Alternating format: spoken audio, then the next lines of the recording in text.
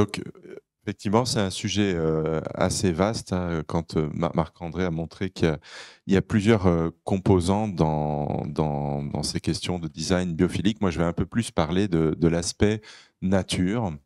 Alors, je dois admettre que mon expertise dans le sujet est assez récente, puisque avant tout, je m'occupe plutôt de patients avec un premier épisode psychotique et mes recherches portent plutôt là-dessus. Mais récemment, nous développons avec PsyR2 notamment un programme de recherche autour des effets de la nature sur la santé mentale et le stress. Et donc, ça a amené à rechercher sur ce sujet. Alors, le contexte actuel, je ne veux pas vous désespérer. Je veux rappeler quelques éléments. Donc, évidemment, contrairement à ce qui est dit parfois par certains responsables politiques, le réchauffement climatique est une réalité. Et une des particularités, c'est finalement une courbe de température influencée aujourd'hui essentiellement par des facteurs humains. Contrairement auparavant où les facteurs naturels jouaient une influence principale. Alors un autre point important, c'est depuis à peu près 300 ans, on a une diminution qui s'est nettement accélérée à l'ère industrielle du nombre d'espèces présentes sur notre planète et donc de la biodiversité. Je vais passer là-dessus. C'est pas le dernier. Bon, c'est pas grave. Pourtant, on a vraiment un lien qui est très fort avec la nature et un lien qui s'explique par notre histoire évolutive. En fait, nous, on est finalement les produits de mécanismes de sélection qui ont été bien définis par Charles Darwin, et en particulier les mécanismes de sélection naturelle. Finalement, un certain nombre de variations dans notre fonctionnement corporel, psychologique, émergent, et celles qui accroissent la survie sont celles qui vont être transmises aux générations suivantes. Et ce qui est important, c'est que finalement, on est pris dans un environnement qui génère une somme de pressions, et c'est les pressions de cet environnement qui vont laisser émerger les différentes espèces et qui vont nous laisser émerger. Donc en quelque sorte, on coévolue avec cet environnement. Et la nature, c'est notre environnement. Alors certains ont parlé de ce qu'on appelle l'environnement de l'adaptation évolutive. Alors, qu'est-ce que c'est ?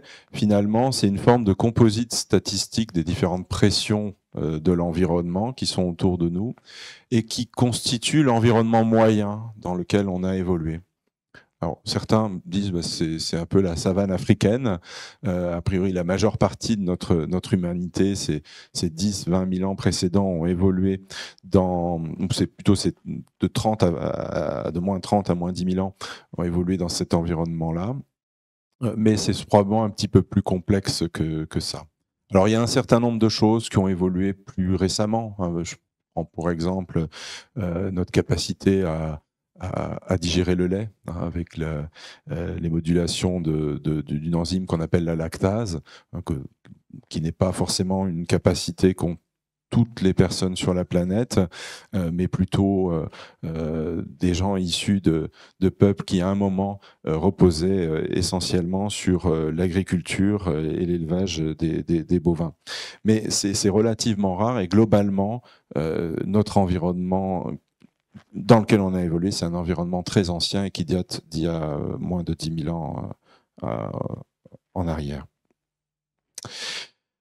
Donc c'est un peu dans cette idée-là que le concept de biophilie, on a parlé de design biophilique, a émergé. Et c'est Edward O. Wilson qui a conceptualisé ça. Edward Wilson, c'est un entomologiste qui travaille essentiellement sur la biologie de l'évolution, et donc qui conceptualise la biophilie. C'est l'idée que finalement les êtres vivants développent un intérêt pour le vivant. finalement pour tout ce qui est composant d'un écosystème dans lequel on a évolué. Pourquoi ? Parce que par exemple, entendre de l'eau qui coule, c'est un indicateur de ressources, voir des feuillages verts, mais peut-être que derrière il y a des fruits. Hein. C'est vraiment l'idée qu'on a évolué dans ces environnements et que ça a façonné notre esprit. Alors, de façon plus récente, cette idée que l'environnement naturel nous est bénéfique, elle se traduit aussi par des grandes études. Là, je cite vraiment un travail du Lancet Planetary Earth, où là, ici, c'est une méta-analyse sur plusieurs études qui ont été réalisées dans différents continents du monde sur la santé, la mortalité ici, et l'exposition à la nature. Ce que montre cette étude, c'est que vivre à 500 mètres d'une zone végétalisée, réduit la mortalité toutes causes confondues. Alors ici, une autre étude qui est très intéressante en santé mentale, qui a été réalisée par des Danois. Alors l'intérêt de beaucoup de travaux dans ces pays nordiques, c'est qu'ils ont des très grandes bases de données. Donc ici, on a croisé des données géosatellitaires qui sont disponibles à peu près sur 20-30 ans en arrière, des données de diagnostic dans les systèmes de santé et les lieux d'habitation des personnes. Et ce qu'on constate, c'est que plus les personnes vivent vers une zone végétalisée, alors c'est étudié avec un paramètre de réfraction d'ondes satellites, réfraction d'infrarouge, on peut mesurer la densité végétale. Donc, plus les personnes ont vécu leur enfance dans ces environnements-là, moins ils ont de troubles psychiatriques. Et ce qui est intéressant, c'est que c'est même vrai à des échelles un peu petites, parce qu'on a des bonnes résolutions avec ce type d'études. Même vivre dans les parties de la ville qui sont les plus végétalisées, ça réduit l'émergence d'un certain nombre de troubles psychiatriques. Alors ça, c'est un autre travail qui est méthodologiquement peut-être un peu moins solide, mais qui reste néanmoins intéressant. C'est que ça a été réalisé dans la ville de Leipzig, en Allemagne, sur un nombre de sujets, de près de 10 000 sujets.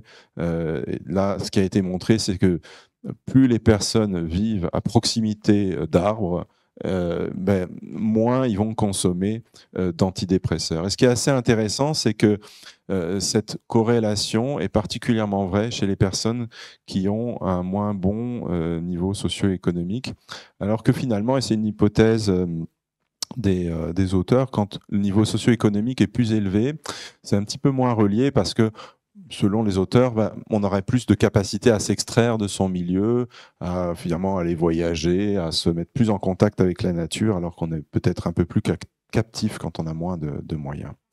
Bon, ça, c'est aussi d'autres travaux à plus large échelle, mais avec des méthodologies peut-être un petit peu moins solide, puisque là, il va s'agir de la qualité de vie, du bien-être perçu des personnes, ici en Allemagne, en fonction de plusieurs paramètres, dont la distance de parc, mais aussi, c'est intéressant, ce qui ressortait dans ce travail-là particulièrement, c'était la variété d'espèces à proximité des personnes, que ce soit les plantes, les oiseaux, avaient une influence sur le bien-être. Et ici encore une étude européenne dans 26 pays, avec un nombre de sujets assez conséquent, où un lien avait été mis en évidence entre la satisfaction dans la vie et la richesse en nombre d'espèces. Et ce qui est intéressant, c'est que c'était mis en parallèle avec les revenus, et avec un effet peut-être même plus intéressant que les revenus. Alors, comment ça fonctionne ? Il y a plusieurs hypothèses, peut-être un petit peu plus dans les mécanismes. Alors, ces travaux un peu plus mécanistiques sur l'impact de la nature sur notre santé mentale ont beaucoup été amorcé par Roger Ulrich, qui est quelqu'un qui travaille dans le domaine de l'architecture, et donc ça nous amène au cœur de notre sujet. Et un de ses premiers travaux, ça a été de montrer que chez des patients qui étaient hospitalisés pour une cholécystectomie, donc c'est une chirurgie de la vésicule biliaire, en fait, certains avaient leur fenêtre sur un mur basique et d'autres vers de la nature. Alors, il y avait peut-être une question de lumière, ça nous reviendra à la présentation suivante. Mais en tout cas, ceux qui étaient exposés au végétal avaient une meilleure récupération, ils étaient hospitalisés moins longtemps. Et les commentaires sur les notes cliniques des infirmières étaient plutôt positives. Donc, c'était un premier travail, hein, mais qui ensuite s'est poursuivi. Alors, ce qu'a fait ensuite Ulrich, c'est des études un peu plus mécanistiques, où il exposait dans un paradigme expérimental des gens à des scènes assez violentes. C'était des accidents de travail où les gens se coupaient, enfin des choses qui étaient assez stressantes. Et ensuite, il exposait soit un paysage naturel, soit un environnement urbain, et il mesurait la récupération, fréquence cardiaque, tension artérielle, la conductance cutanée, ce qui permet de mesurer la transpiration, la tension musculaire. Et donc, il mettait en évidence un rétablissement de ces paramètres plus rapide quand il y avait une exposition à l'environnement naturel. Ce qu'a fait ensuite Ulrich, donc là, ça nous ramène un petit peu plus à la question de l'architecture, c'est de tester au sein d'un hôpital plusieurs composantes on va dire de modification de l'environnement. Alors ici, il y avait l'inclusion de la nature, aussi plus d'espace, réduction de bruit, plus de lumière. Voilà, végétalisation des chambres aussi. Et ce qui était particulièrement remarquable, c'est qu'il avait pris un premier hôpital qui devait déménager dans un autre hôpital. Hein, et donc toute l'équipe devait déménager. Et puis un hôpital contrôle. Donc c'est réalisé. Ça marche plus. Oui. Au début des années 2000. Un hôpital contrôle qui, lui, en revanche, n'avait pas changé. Hein, donc c'était aussi pour se dégager un petit peu de l'effet de l'évolution des pratiques. Et ce qui était notable, c'est que dans ce nouvel hôpital plus végétalisé, il y avait une réduction des pratiques dites coercitives. Il y avait beaucoup moins d'injections qui étaient réalisées de manière involontaire, par exemple. Un petit souci avec mon diaporama, je me rends compte c'était pas le dernier en fait qui a été mis, mais je sais. Et donc avec cette inclusion de la nature à l'hôpital. Donc si on parle finalement de l'hôpital général, donc après ces travaux sur le stress chirurgical, d'autres travaux ont été menés dans le même registre, notamment ici, dans cet hôpital, avec un fleurissement des chambres et finalement l'utilisation d'antalgiques après une appendicectomie. Et ça, c'était vraiment intéressant, c'est que à partir du 3e jour après l'ablation de l'appendice, on avait une modification de l'utilisation des antalgiques dans le groupe qui avait des fleurs dans la chambre.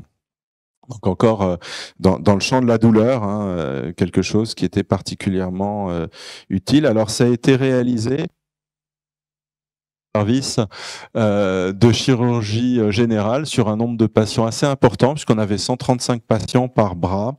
Et là aussi, donc plusieurs interventions chirurgicales de différents types.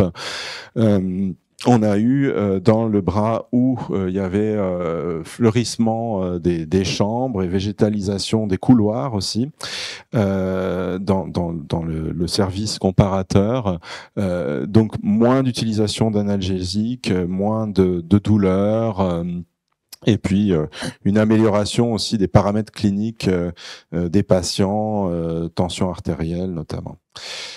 Alors en psychiatrie, je reviendrai, enfin je rebouclerai avec les travaux de l'hôpital d'Ulrich. Bon, on a quand même beaucoup d'opportunités avec des établissements qui sont très souvent dans des lieux naturels, avec des parcs. Et c'est malheureusement assez sous-exploité. À titre d'illustration, on a très peu de travaux, j'ai cherché pour faire cette présentation, mais celui-ci est particulièrement intéressant, c'est en Pologne, où c'est des balades qui sont réalisées dans le parc de l'hôpital, la forêt en fait qui est attenante, et chez des patients qui sont hospitalisés pour des troubles psychiques sévères, et on note une diminution de l'anxiété, des émotions négatives, du sentiment de vigueur, d'avoir finalement de la maîtrise sur les choses. Alors, beaucoup de travaux aussi sont réalisés dans le champ de l'ortithérapie aussi, ou l'utilisation structurée des soins autour des jardins pour améliorer la santé mentale dans différents publics.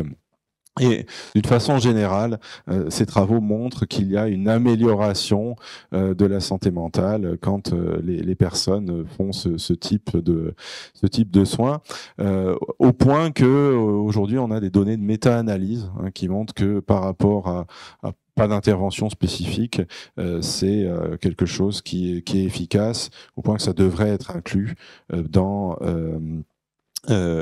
les soins de manière courante selon les auteurs. Voilà. Alors, c'est probablement plusieurs choses qui contribuent, qui peuvent contribuer à améliorer dans les systèmes de santé le pronostic des patients par le design dit biophilique. Alors, je vous avais parlé de ces travaux de l'hôpital par Ulrich, donc ces fameux comparaisons donc d'environnement végétalisé et non végétalisé. Alors en réalité, c'est un petit peu difficile peut-être à lire ici, mais ce que Ulrich comment dire, ce qui mettait en avant, c'était vraiment un grand cadre conceptuel où la nature était quelque chose d'important, mais avec l'accès au jardin, les vues, mais aussi la lumière, mais aussi voilà toute une série d'autres paramètres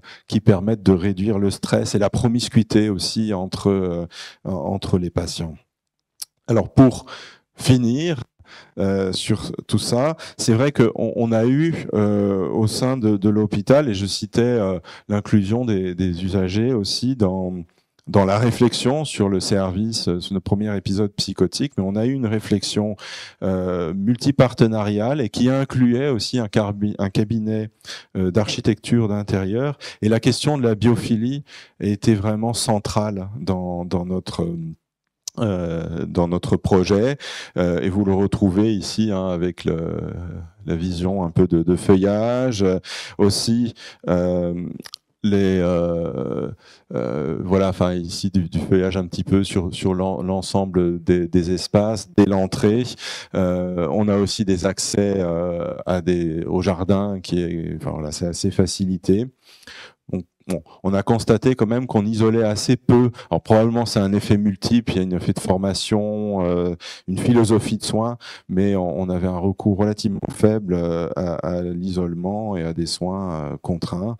Donc voilà, enfin, je pense qu'on aurait encore du travail à faire pour étudier l'effet sur les registres d'isolement, contention de l'établissement. Je pense qu'on a des données à exploiter en comparant ce qui était fait avant et depuis l'utilisation de cette unité d'hospitalisation. Mais en tout cas, voilà, ça a été quelque chose d'inspirant pour nous. Merci de votre attention. Merci à l'ensemble des collaborateurs sur les projets, donc aux entretiens Jacques Cartier, bien sûr, sur les projets autour de nature et santé. Je pense à PsyR2 et à l'équipe de recherche Reshape. Et merci aux collègues et amis du Québec qui nous rendent visite. Non, mais merci beaucoup Frédéric, hein. Tu sais que je suis très passionné par tout ça aussi et on en a beaucoup discuté quand on a écrit le livre ensemble, «Protéger sa santé mentale». Je suis complètement convaincu par l'architecture biophilique. Je pense qu'il y a aucun doute qu'il faut le faire parce que le surcoût va être largement remboursé par le pronostic pour les personnes. Dans mon interrogation que je veux partager avec toi, quand tu quand tu seras, de nouveau disponible psychiquement, oui, c'est l'idée, de ce qu'on doit faire dans le milieu sanitaire ou en dehors du milieu sanitaire. C'est évident que l'orthithérapie, comme l'art-thérapie, comme la musicothérapie, la danse-thérapie sont bénéfiques pour la santé mentale. En revanche, c'est quels moyens sanitaires on consacre à ça? Pour moi, tout ce qui est alternative à l'isolement, à la contention, à la coercition en général, c'est évident qu'il faut mettre des moyens. C'est pour ça qu'on essaye de développer et qu'on développe l'art-thérapie en unité d'hospitalisation, ça c'est complètement évident. Mais quand il s'agit de contribuer au bien-être dans la durée, je pense que ça peut être fait en bonne partie une fois que les bénéfices sont montrés. Les bénéfices, ça veut dire de la recherche scientifique, ça on le fait, pas de souci. Mais par contre, on va pas pouvoir mobiliser, me semble-t-il, des moyens soignants pour faire des groupes d'orthithérapie, pour faire de la musicothérapie, de la danse au long cours. Donc c'est ce que je disais au chef de service d'un des services du pôle, futur chef de service. Ça on le fait pour la recherche. Après, dans la durée, il faut surtout qu'on trouve des bons partenariats.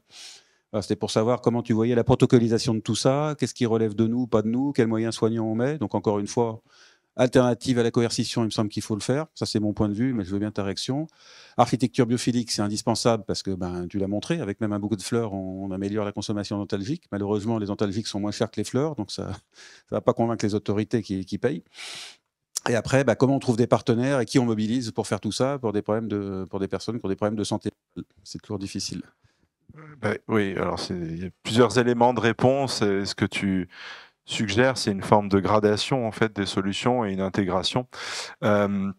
Alors, c'est vrai que déjà au niveau de l'hôpital, il y a effectivement la question vraiment d'intégrer la nature dans l'architecture, dans la manière dont aussi on préserve nos espaces naturels, hein. Je pense qu'on aurait pu imaginer bâtir partout dans le parc. Enfin là, on a une réflexion quand même de préservation. Je pense aussi qu'il y a un certain nombre alors j'en ai pas parlé ici, mais ce qu'on appelle les thérapies assistées par la nature, ou psychothérapies assistées par la nature, où là, on est vraiment parfois sur des fondamentaux de psychothérapie comme les TCC ou autres, mais où alternent des séances de psychothérapie et des séances d'exposition guidée. Où là, voilà, on est dans des choses un peu techniques qui, mon avis, restent pilotées par les soignants.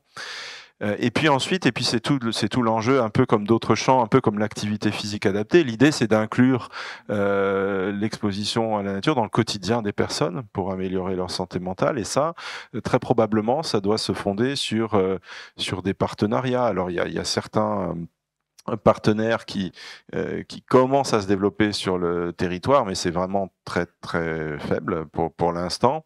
Je sais qu'il voilà, il y a par exemple une ergothérapeute qui avait fondé une petite association comme ça avec des balades nature en ville et qui s'intéresse beaucoup au milieu de soins. Donc pour l'instant, c'est quand même fortement porté par les soignants. Mais enfin voilà, quelque part, on pourra plus forcément le faire. Et je pense, dans l'idée, on a aussi un projet là-dessus de prescription d'exposition à la nature. Qui va ensuite guider ça, porter ça? Il faut qu'on soit dans la promotion d'associations qui vont accompagner les patients dans la ville, voilà, enfin montrer quels sont les espaces les plus intéressants. Enfin, je pense qu'il y a quand même besoin d'un portage. Hein. Je pense que c'est pas simplement en disant bah allez-y, les gens auront du mal à le faire tout seuls, mais je suis pas sûr que ce soit l'hôpital qui est tout à Non, faire. mais ça, c'est ça. Moi, ça me fait penser à la prescription sociale, chère à la Tout à Direction fait. générale de la santé, qui est en train de se développer, avec l'idée qu'il y ait quand même une organisation et puis des choses qui soient un C'est peu une forme de formalisées. prescription sociale. Ouais. Voilà, la prescription sociale, c'est vraiment pour le contact avec autrui, Ouais. etc. Mais ça Et souvent, s'apparente beaucoup. Oui, oui, ça va en fait, ensemble. c'est souvent associé. Hein. Ok, bon, on est bien d'accord. Oui, on enchaîne.